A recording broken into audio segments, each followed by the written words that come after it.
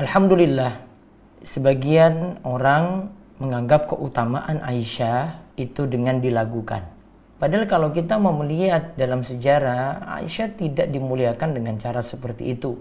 Dua hal yang mesti kita ketahui. Yang pertama, Aisyah itu termasuk istri Nabi dan ibu orang beriman yang kita sebut dengan Ummahatul Mukminin. Dalam ayat disebutkan, An-nabiyyu awla bil mu'minina min anfusihim wa azwajuhu ummahatuhum. Nabi itu hendaknya lebih utama bagi orang-orang mukmin dari diri mereka sendiri, dan istri-istrinya adalah ibu-ibu mereka.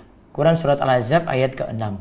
Imam Ibnu Katsir Asy-Syafi'i rahimahullah mengatakan istri beliau adalah ibu-ibu orang beriman.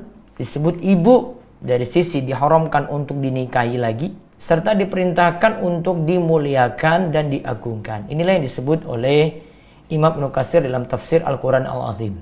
Dan setiap muslim harus mengetahui Nabi SAW memiliki istri Aisyah ini punya keutamaan yang luar biasa. Di antara keutamaannya ada 10 poin berikut ini. Yang pertama, Aisyah adalah istri yang paling cintai oleh Rasulullah SAW. Sampai-sampai kita tahu panggilan kesayangan dari Aisyah itu adalah Humairah. Yang kedua, Rasulullah SAW tidak menikahi seorang gadis yang masih perawan kecuali Aisyah saja.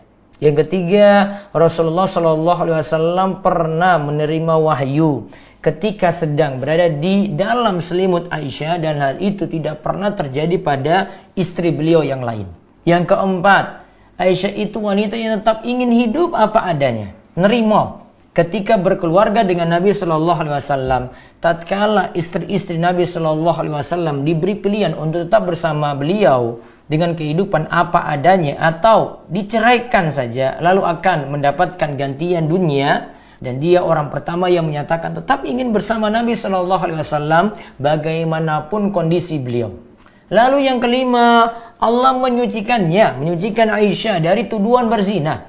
Ini menandakan ia benar-benar wanita mulia dan menjaga kesucian dirinya. Yang keenam, Aisyah itu dikenal keluasan ilmunya. Banyak dari kalangan pembesar sahabat radhiyallahu anhum jika menghadapi kesulitan dalam masalah agama, mereka meminta fatwa kepada Aisyah. Mereka mendapati ilmu Rasulullah SAW berada pada Aisyah radhiyallahu anha.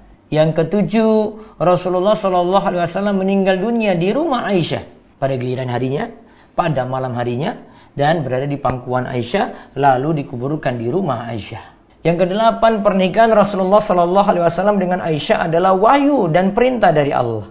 Yang kesembilan, banyak orang yang memberi hadiah pada giliran harinya Aisyah, yang di situ ada Rasulullah SAW, agar menjadi dekat dengan beliau SAW. Sengaja orang-orang milih harinya giliran Aisyah untuk kasih sesuatu.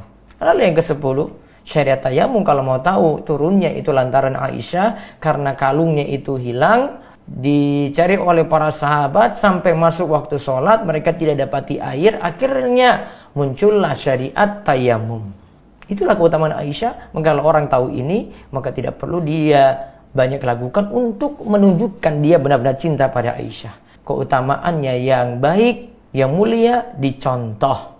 Suri dan Aisyah diambil, perilakunya diambil. Jangan hanya dilakukan saja, karena Aisyah juga meriwayatkan hadis yang mengharamkan musik, mengharamkan lagu, yaitu Aisyah meriwayatkan hadis yang dimana Abu Bakar katakan nyanyian itu seruling setan. Semoga Allah beri taufik dan hidayah.